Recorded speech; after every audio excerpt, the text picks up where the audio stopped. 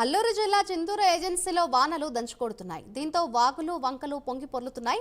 ఇప్పటికే చింతూరు వద్ద శబరి నది 31 అడుగులకు చేరింది.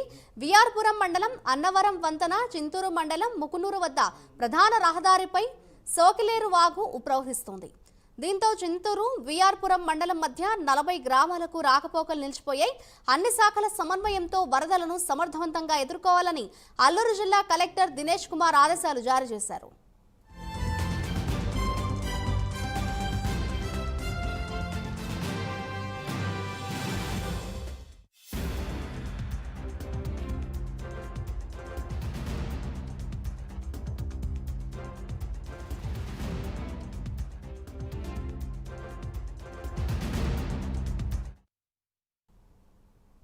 ఎడతెరిపి లేకుండా కురుస్తున్న వర్షం కారణంగా అంబేద్కర్ కోనసీమ జిల్లాలోని ముమ్మిడివరం ప్రభుత్వ కార్యాలయంలో వర్షపు నీరు చేరింది. తహసీల్దార్, సబ్ రిజిస్టర్ కార్యాలయ ఆవరణలో గదుల్లో వర్షపు నీరే కనిపిస్తోంది. అయితే భవనం గదులు లోతట్టుగా ఉండటంతో ఈ దుస్థితి ఏర్పడిందని, ముఖ్యమైన రికార్డులు భద్రంగానే ఉన్నాయని సిబ్బంది తెలిపారు. దీనిపై స్పందించిన ఆయా కార్యాలయాల అధికారులు మళ్లీ ఇటువంటి పరిస్థితి పునరావృతం కాకుండా ముందస్తు చర్యలు తీసుకుంటామని తెలిపారు.